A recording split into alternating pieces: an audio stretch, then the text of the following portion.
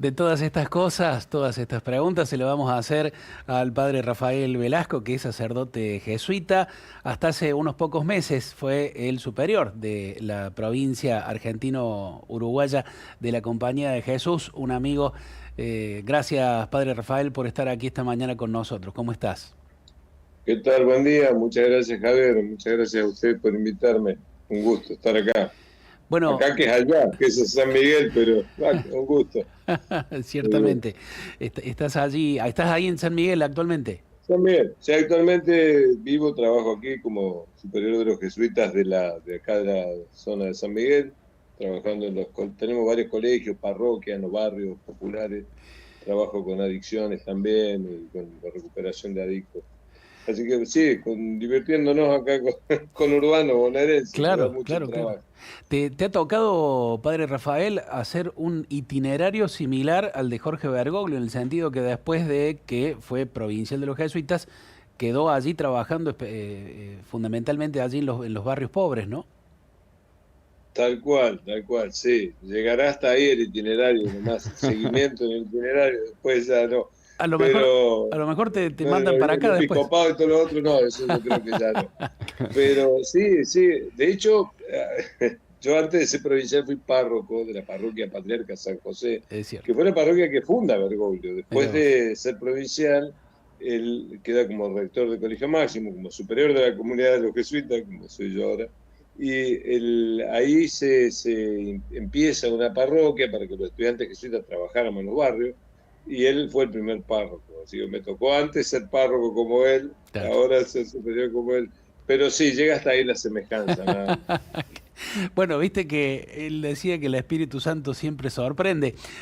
Para seguir, Exacto. y antes de meternos bien en la charla, pero va a servir esto, ¿no? Ayer, cuando veíamos el listado, la planilla de los cardenales que están ingresando dentro de poquito al cónclave, y esto un poco para distendernos bueno, compartirlo acá con cierta gracia. Veíamos que al padre Ángel Rossi, el arzobispo de Córdoba, jesuita también, le tocó el número 88. Algún amigo que suele jugar a la quiniela, por ahí un numerito me decía el Papa, ¿no? Entonces lo compartí Tal con cual. algunos hermanos tuyos jesuitas y uno me dijo, me dice, ni el Espíritu Santo se animaría tanto, dice de nuevo, un argentino y un jesuita. Pero bueno, Total, total. ahí estamos. ¿Cómo es tu mirada acerca de estos desafíos que le van a esperar al próximo pontífice? ¿Y cómo te gustaría puntualmente a vos que responda, ¿no? ¿Quién va a ser allí el obispo de Roma y el primus entre pares? Está bueno, está bueno. Ustedes ahí señalaron ahí en el recorrido que hicieron recién algunos de los caminos que abrió Francisco, ¿no? Y yo coincido. Digo, el gran desafío es seguir por la senda de hacernos seguir a Jesús, Ujú, ¿no? Como iglesia, porque creo que el gran mérito de Francisco fue volver otra vez a poner la prioridad del Evangelio en primer lugar en la iglesia, y que el seguimiento de Jesús, la praxis de Jesús, las opciones de Jesús fueran las opciones de la iglesia, y poner como en un segundo plano otro tipo de cosas que la iglesia ha ido adhiriendo como si fueran principales y eran absolutamente secundarias, ¿no? La ujú. cosa del depósito de la fe, de la puridad doctrinal, de que la iglesia se sentía como una especie de agencia de moralidad internacional diciéndole a todo el mundo lo que tenía que hacer. Eh, Creo que el gran desafío es seguir en esa senda, que es en el fondo la senda del Vaticano II, que dijo, bueno, hay que volver a los orígenes de la iglesia, y los orígenes, Francisco lo pone como muy sencillo, ¿no? Bueno, seguir a Jesús, amar a Jesús y amar al prójimo, no, no es mucho más, ¿no? A partir de ahí se hace comunidad bueno, y la comunidad se hace desde las periferias del centro y siguiendo y atendiendo a los pobres. Creo que es un gran desafío seguir esa senda, eh, que tiene que ver con una praxis de la iglesia que luego va a implicar seguramente algunas modificaciones doctrinales. Una de las cuestiones que le han como endilgado o criticado a Francisco era esto de que, bueno, sí ha hecho muchos gestos, pero no hubo cambios doctrinales, digamos, ¿no? Ujú. Eh, yo le he respondido cuando me han preguntado de eso, digo, bueno, él ha instaurado una praxis nueva, y en la iglesia siempre primero viene la praxis y luego viene la doctrina, ¿no? Claro. Es decir, primero la iglesia, qué sé yo, por poner un ejemplo, ¿no? Durante décadas las mujeres han leído la lectura en la misa, y recién hace unos años la iglesia autoriza oficialmente que las mujeres lean la lectura en la misa, ¿no? Claro. Ya eso en la praxis lo había hecho, ¿no? Con la comunión a divorciados y vueltos a casar ha pasado otro tanto, ¿no? Bueno, la praxis ha ido superando a la doctrina hasta que, bueno, Francisco en Amor y Leticia abre esta puerta. Yo creo que es un gran desafío seguir por esa senda, obviamente no ser otro Francisco, pero sí seguir en ese espíritu de Francisco, Ujú. y eso va a implicar en el próximo Papa una gran capacidad de escucha, que sea un hombre de Dios verdaderamente, ¿no? Que escuche lo que Dios está haciendo en la iglesia y que no se deje guiar por mundanidad, digamos, ¿no? Por estas cosas ideológicas de convencer a los diversos bandos dentro de la iglesia, ¿no? En estos días los grupos más conservadores dentro de la iglesia hablaban de la unidad de la iglesia, ¿no? Como diciendo, por culpa de Francisco la unidad está en peligro, ¿no? Francisco ha ido llevando la iglesia a las periferias y mucha gente se resiste. Claro. Entonces, que sea un papa que venga por la unidad no es un objetivo en la iglesia, es una consecuencia de la misión de la iglesia. La consecuencia es que la iglesia está en misión y vive en comunión, y bueno, en ese camino va reformándose, ¿no? Padre Rafael Velasco, buen día. Cecilia los saluda Buen día, y Cecilia. bueno, me siento así como expectante, quizás con más intensidad que en anteriores ocasiones, ¿no? Creo que esto lo ha logrado Francisco por su misión, por su manera de ser papa, por su manera de llevar esa función de forma tan maravillosa, ¿no? Que nos ha enamorado y nos ha cautivado a todos. Y por allí pienso, ¿qué características, qué dones debería poner al servicio de toda la iglesia quien sea el nuevo pontífice, ¿no? Está bueno eso que dice Cecilia de que le ha vuelto a poner como en expectación el nombramiento de un papa, ¿no? Y eso creo que le ha pasado a todo el mundo, que lo ha logrado Francisco, que no es irrelevante. Y no es irrelevante no solo por una cuestión de poder mundano, digamos, sino porque la figura de Francisco hizo que fuera relevante otra vez el papa y puso en un lugar relevante otra vez la Iglesia Católica en cuanto a un espacio donde ocurren cosas buenas. Eh, y, y por eso creo que una característica importante del próximo Papa es que sepa escuchar, que de verdad tenga coraje para seguir esta senda de una iglesia pobre para los pobres, una iglesia que es un hospital de campaña, humilde, que sirve, que sale. Es decir, que siga en esta dinámica de salir, o sea, evangélica, ¿no? La dinámica evangélica. Creo que la característica más grande es que sea un hombre del Evangelio, el próximo Papa, ¿no? Que no sea un cobarde, en primer lugar, que no sea un hombre que piense solo para Roma y para el Vaticano, la Iglesia, ¿no? Que la Iglesia es justamente uno de los grandes aportes esto del Papa del fin del mundo, es que Jorge tenía idea de cómo es la vida de la Iglesia real. Y la vida de la Iglesia real en un lugar que está vivo y que sufre, como Latinoamérica. Entonces, creo que el Papa que sea un hombre que de verdad tenga esa capacidad de escuchar, que sea un hombre de Dios, ¿no? Padre Rafael, ¿cómo te va? ¿Cómo estás? Cristian te saluda. ¿Qué En tal, Cristian? Buen esto día. también yo aprovechaba para preguntarte, para que nos pudieras hacer tomar quizás un poquito más de conciencia en torno a lo que se está eligiendo en este día, ¿no? Hablamos de los retos, que esos son los que van a estar, que son muchos. Hablamos también y podemos seguir profundizando de las cualidades de los dones. Y también está bueno poder recordar qué significa la presencia de un Santo Padre. Para nosotros el Papa Francisco nos ha marcado. Realmente por ahí es difícil poder eh, considerar un nuevo Papa con toda con la vara que nos ha dejado Francisco. Pero creo que es importante siempre pensar o descubrir cuán importante o cuál es el signo más profundo de un Papa, más allá de lo que uno puede decir como administrador en torno a todo lo que tiene que ver como obispo de Roma, pero para nosotros como cristianos hoy, ¿cuán importante es la elección de un santo padre? Y por un lado es clave en el sentido que es el pastor, sucesor de Pedro, que marca el camino, y que marca el camino de la iglesia con su vida sobre todo, ¿no? No solo con su doctrina. También es cierto que un papa es fundamental para reformar la iglesia, pero no alcanza con un papa para reformar la iglesia, ¿no? Así que la iglesia tiene que seguirlo, que no es solo el papa, es el pueblo de Dios, el papa, y también están los obispos y los sacerdotes, estamos en el medio también, que tenemos que ayudar en ese pastoreo, pero tenemos que estar cerca del pueblo de Dios. Pero creo que la trascendencia es que estamos eligiendo al sucesor de Pedro, que es símbolo de unidad en la iglesia, y que a su vez es una... Francisco volvió a poner esto como una referencia, un contrapeso mundial a una cultura de la crueldad. Fue una palabra de compasión activa, ¿no? Una palabra compasiva en el que encontraron refugio no solo los católicos, sino muchísimas personas de buena voluntad que luchan por un mundo mejor.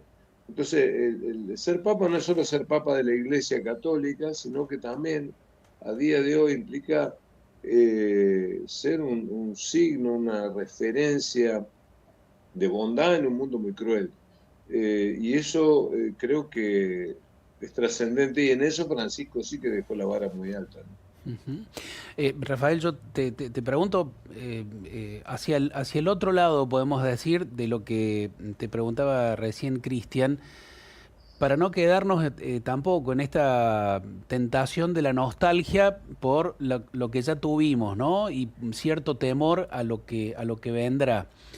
Eh, Eso fundamentalmente, a la par de lo que haga el pontífice, sea quien fuere, que reciba esta misión, todos tenemos que seguir trabajando en un sentido, ¿no? Digo, me parece que eso hay que reafirmarlo, porque puede venir a lo mejor un papa que no nos guste en sus métodos, en sus formas, más allá de lo que resulte el cónclave, y no obstante eso hay que seguir pegándole para adelante, ¿verdad?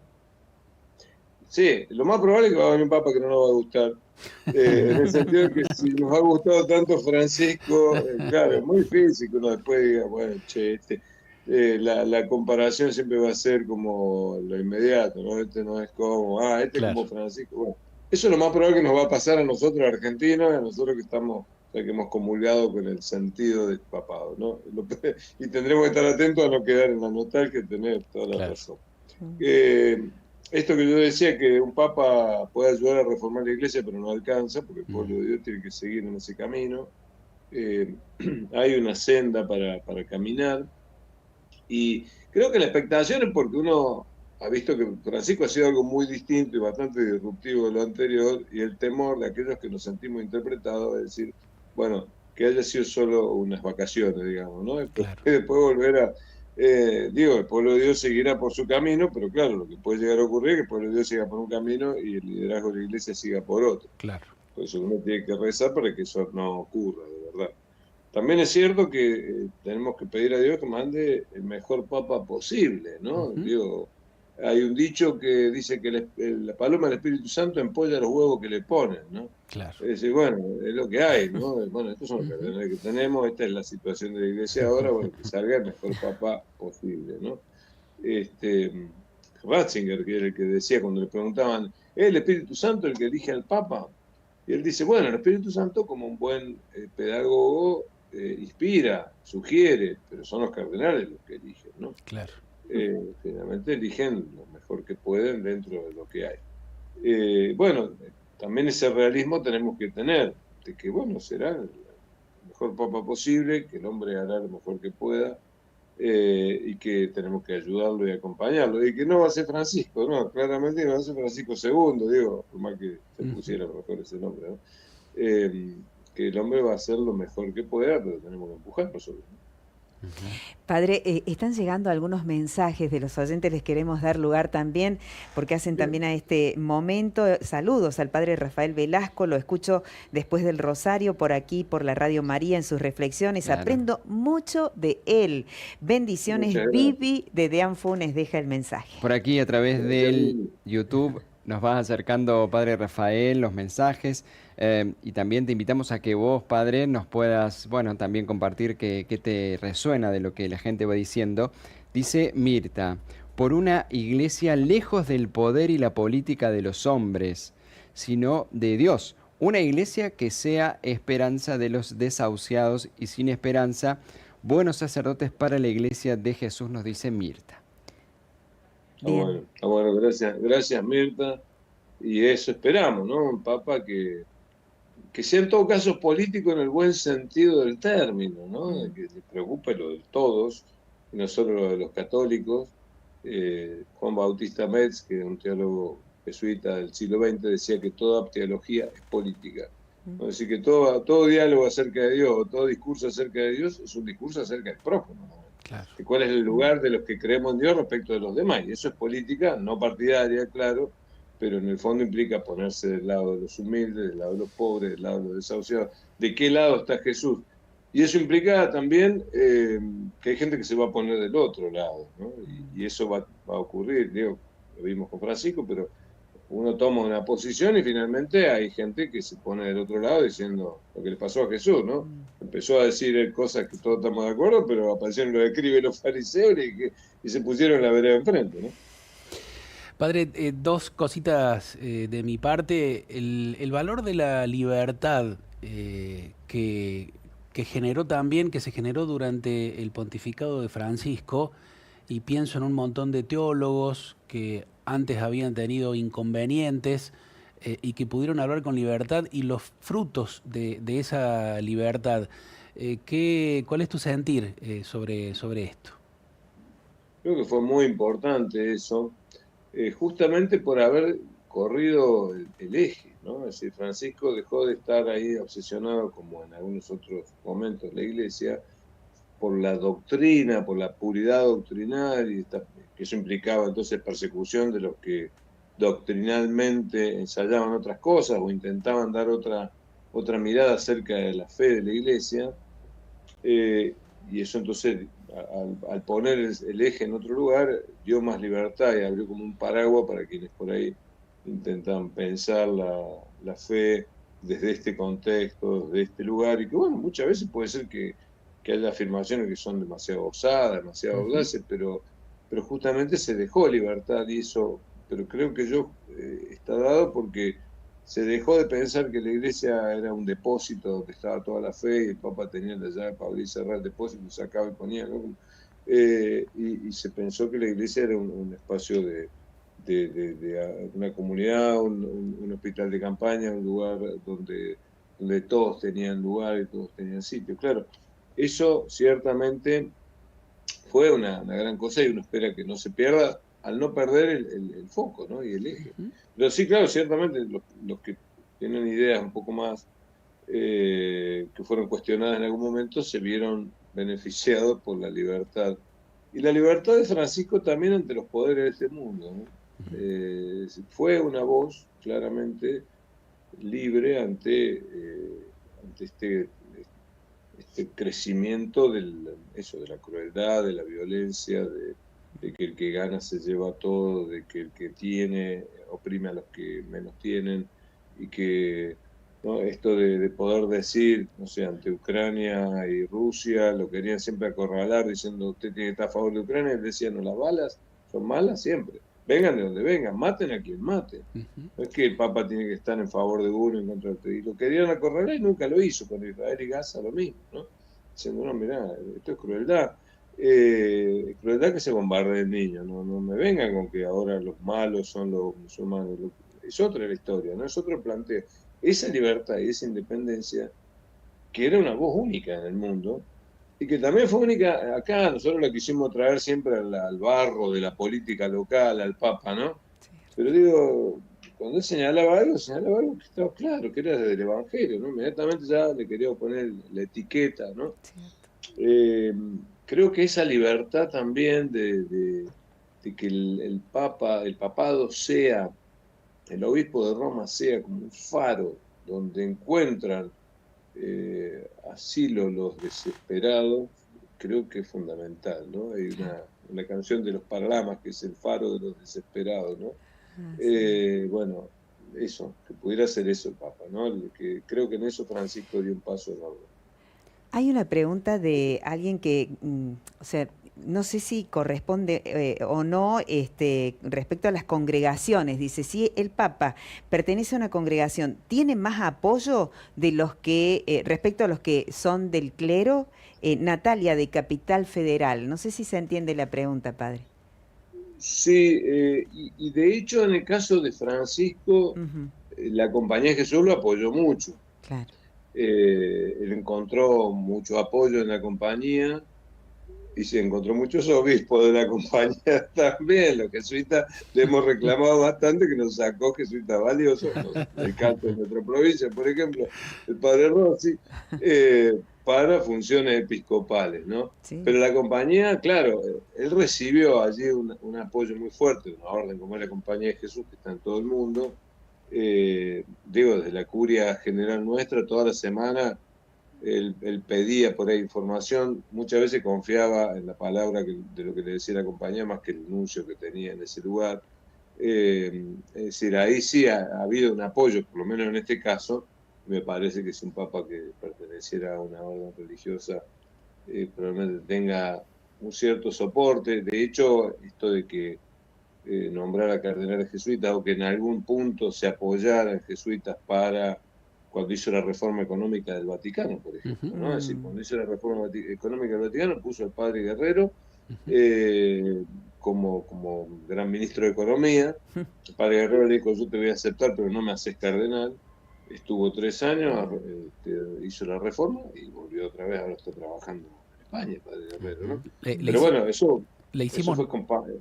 le hicimos nota Ah, le hicieron acá. nota, Sí, claro, sí, el porque padre estuvo por Guerrero, Córdoba, claro, un maestro, sí, claro, sí. él estuvo por acá. Bueno, eso sí, claro, le da un apoyo especial si supongo yo que si el Papa está a buenas con su congregación también, ¿no? Ah, Eso también. También hay que decir, me parece como información concreta, como nunca antes ha crecido el número de cardenales que pertenecen a congregaciones y a órdenes religiosas, ¿no? Como nunca antes en Sí, la historia. Están, creo que, casi igualados, digamos, ¿no? Los que pertenecen al clero no y a mucho. las congregaciones. Cristian, yo no sé si vos tenés otra. Simplemente, Dale. sí, antes de que se vaya, por ahí mucha gente está convencida y lo vamos viendo porque hemos quedado impactados con lo que nos ha regalado Francisco. Perdón que vuelva a este punto, pero es para dejar bien claro, ¿el próximo Papa tiene la obligación de continuar el legado de Francisco?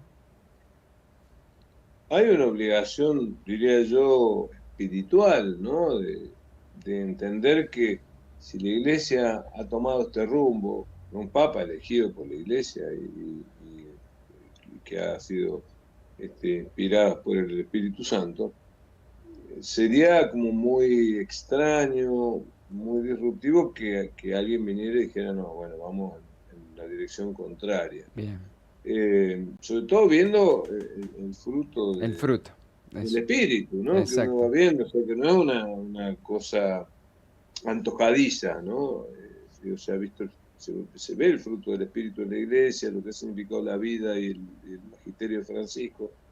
Y claro, todo puede ocurrir, yo tampoco soy ingenuo, ¿no? Todo puede ocurrir, pero me da la impresión que es más bien improbable que ocurriera que alguien diera un giro esto de 180 grados, ¿no? sobre Ujú. el rumbo de la iglesia. Me da Bien, la impresión que eso no mm. podría ser. bien. Simplemente para el final, padre, Rafael nos edifica en cada aparición. Un gusto escucharlo. Rodrigo de Rufino. Muchísimas gracias, Rodrigo. Me agradezco un montón. Bueno, muchas gracias. Bueno, si estuvieras en campaña, padre, tendrías mucho. Voy sumando unos votitos. Voy sumando, voy a repartir unos choripanes, después voy a hacer ahí una campaña más amplia. Te agradecemos mucho, padre Muchas Rafael, gracias a por ustedes. estos momentos, todo lo que has compartido. Gracias, padre. Gracias, Y padre. también Un las abrazo. Te reflexiones agradezco un que montón tenemos a yo. diario. Que tenemos a diario. Gracias. Claro. ¿Ah? Nos rezamos, sí, tal cual, claro, con mis cuentos. Bueno, le Claro. agradezco un montón eso. Un Que Dios lo abrazo. bendiga mucho y recemos por el futuro Papa y por la Iglesia. Dale, Así muchas sea. gracias. Amén. Abrazo grande. Gracias. Bueno, Bueno, qué lindo. Rafael lo conozco porque somos amigos, podemos decir.